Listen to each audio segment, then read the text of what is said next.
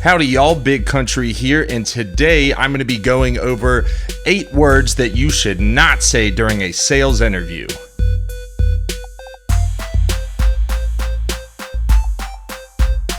Alright, welcome back y'all. For those of y'all that don't know me, my name is Big Country. I'm a technology sales recruiter.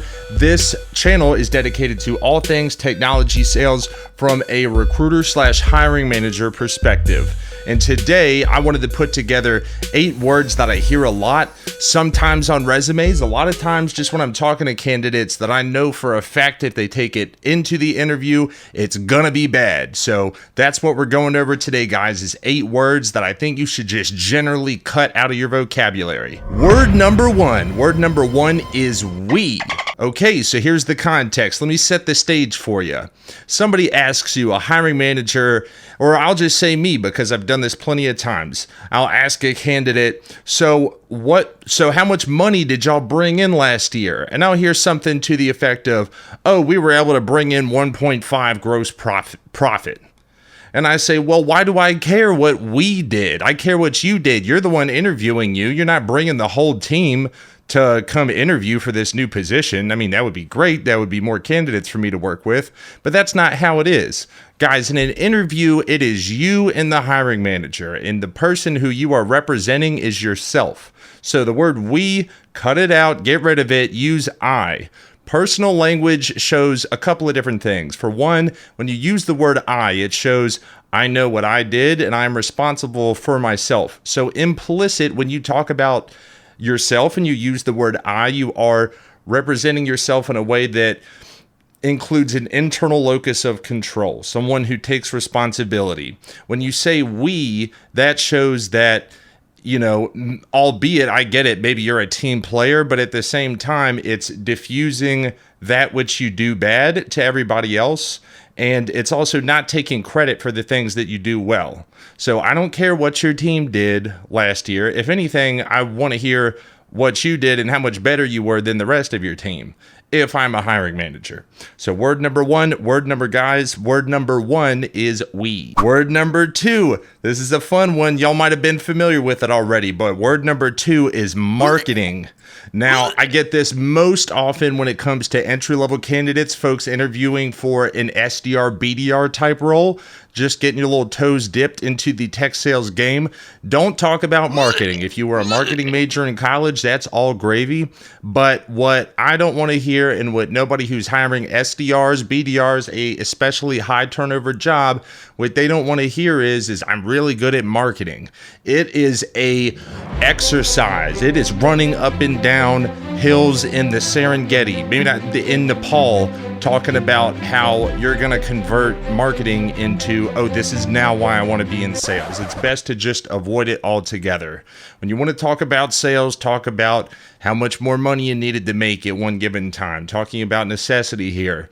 Normally when I talk to people who are interested in marketing, they're interested in the way people think, how to articulate things, analytics, breaking down campaign results, all of that stuff can be in sales too, but just don't put the word marketing on it. If you want to talk about, you want to know how to appeal to customers, maybe in written form, you can articulate how good of a writer you are. You can talk about your interest in psychology. That's way more applicable to sales. Just don't talk about marketing. Word number 3. Word number 3 is customer service. I'm hanging this one off of the towel rack for marketing because I think a lot of people start getting their feet wet into sales thinking that marketing and customer service directly apply. Marketing does to some extent, customer service does to an even lesser extent. Folks, when you are in a sales role, your goal is to make the company money. And that's why you should want to be in sales, is because bringing the company money, you know, and the great part about being in sales in the first place is when you're in sales, you know exactly how much you're worth. So you can look up videos about how much the salary pays for all this and what the base pay and the commissions are and all of that. But, you know, generally speaking, when we're talking about why we want to be in sales, it's because we want to know how much we're worth. And the reason a lot of us transition into sales or some other type of commission-based job in the first place is because we know that we're worth more than what we're getting. So in order to rectify that cognitive dissonance, what am I worth? Go into sales. So when it comes to customer service, there's 2 different teams that this plays on, right? So when it comes to sales, the goal is to make the company money. With customer service, the goal of that role is to save the company money. So it's a much different dynamic trying to prevent a glass of milk that's finna spill over. Okay, that's one thing. It's another thing entirely to go to the store or go find a cow and let you milk it, if that makes sense. So word number 3, customer service. Get out of there. Word number 4. Oh my God, I hate this word. Salary. Don't say salary. Guys, this is sales. This is a big boy, big girl situation over here. When you say salary, that makes it sound like you are still in the brain frame of, I want to go to work. I want to work a 9 to 5. I want to have a standard life. I want a salary. I want a pension. I want a white picket fence. I want a dog. No. Bad. That's not what's going on here, y'all. When you go into sales, you are committing to being kind of weird. Most people are going to say, "Oh, you're in sales? Ew. You're going to be a sales guy, you're going to be a salesperson. Ew, so slimy, gross." So, when you commit to being weird, you commit to doing things on your own program, it's almost like you're starting a new business.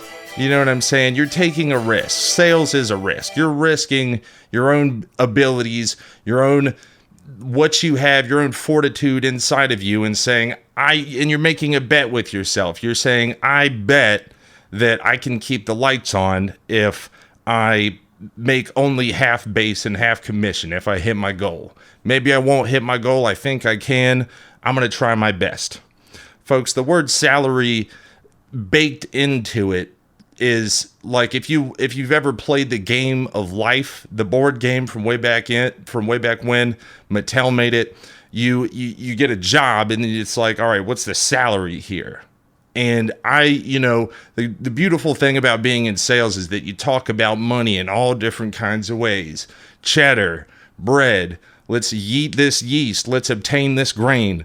We're not talking about salaries here, because the other thing with salary too is it doesn't, we're speaking, we're in Europe right now with 18 different native languages. They're one side saying, "Oh, what's the salary?" And then they'll say this, and then you think that's the base pay. But then over here, you're talking about commission. That's just not how we talk about money, guys. If you need to get across what a salary is supposed to be, talk in terms of base pay. But I'll do this in another video, but just don't be talking about base pay. That's not why we get into sales. That's not what a sales job is. We're talking about on-target earnings. We're talking about what the top rep is doing, how we can beat them. That's the whole point. So word number 4, get rid of salary. Don't say that. Word number 5. Word number 5 is a soft one. Word number 5 is relationship or relationships. So when I talk to people, this is sometimes an entry-level thing. A lot of times it comes up even with more senior salespeople who have been in sales environments that are overall just more soft.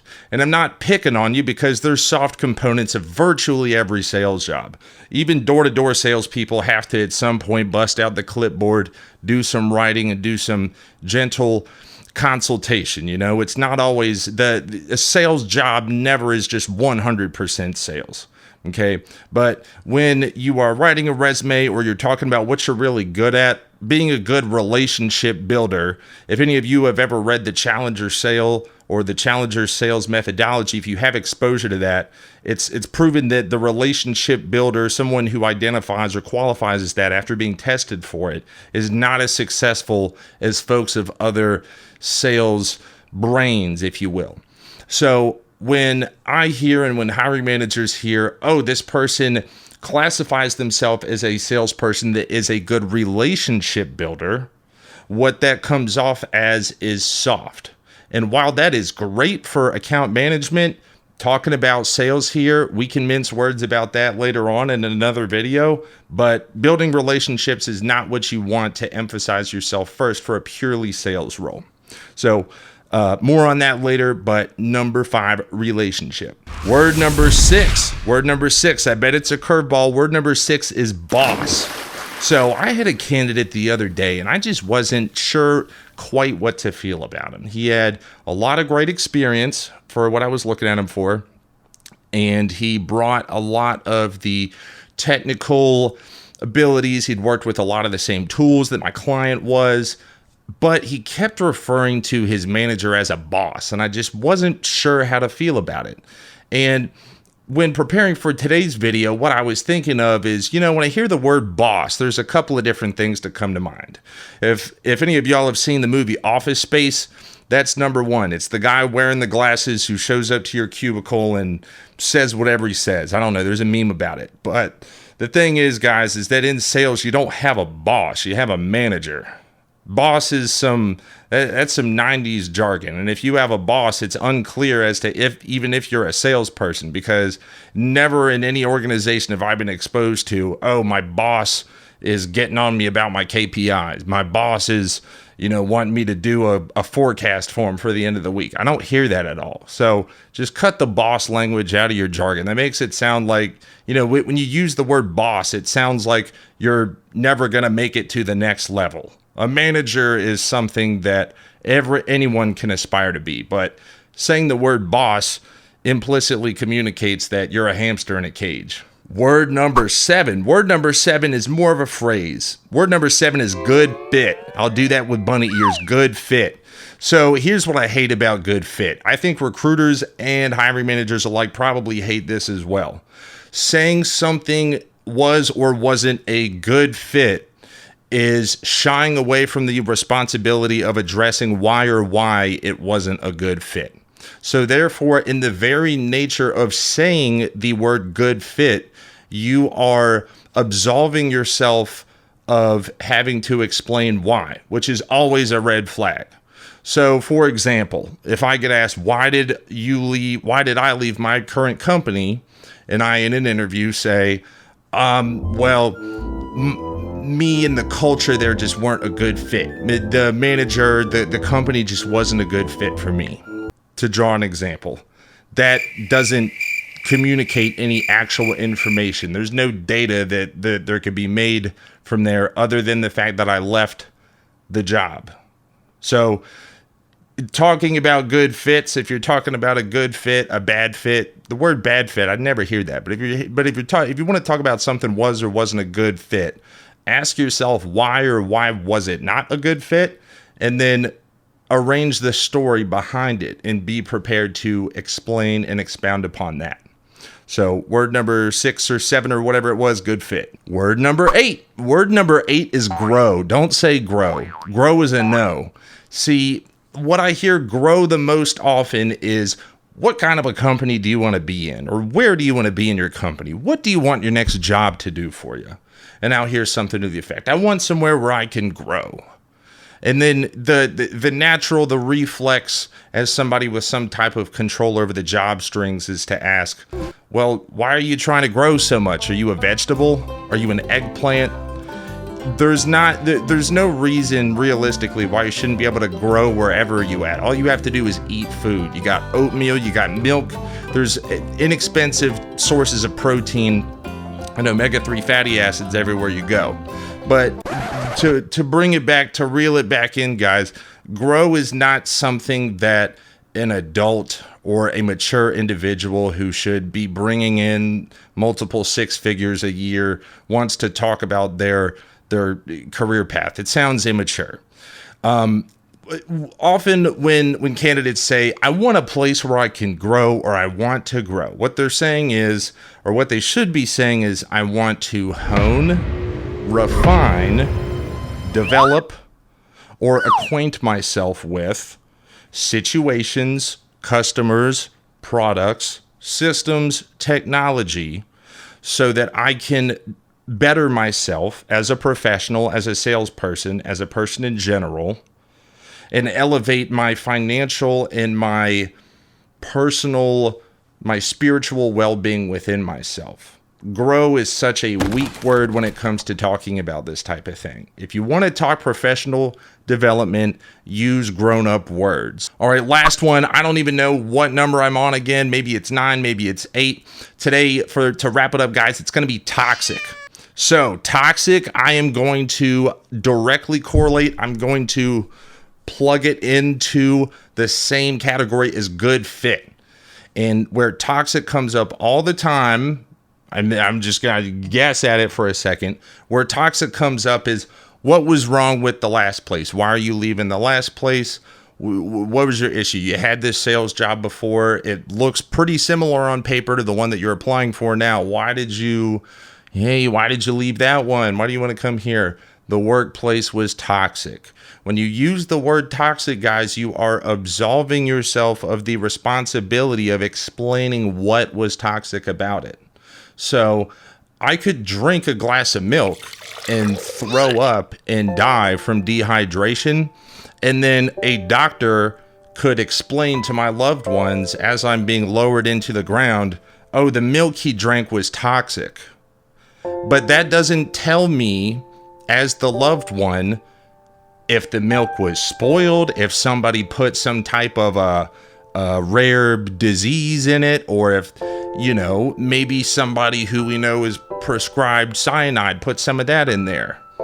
I hope that this makes sense. When you say toxic, it's saying I don't have the mental energy, or maybe I'm hiding something because I don't want to tell the real story. So don't use the word toxic. If you come from a toxic culture or a toxic company, that's totally great. That happens every day, but put a story behind it. So in closing today, guys, we've gone over a lot of words. I hope to do another video with more, but to take it away, just realize that the words you say carry a cost with them. And every word that you use, whether it be written or verbal, in sales or in life, count for something. And so with that, guys, I've been Big, you've been Country. I will see you next time.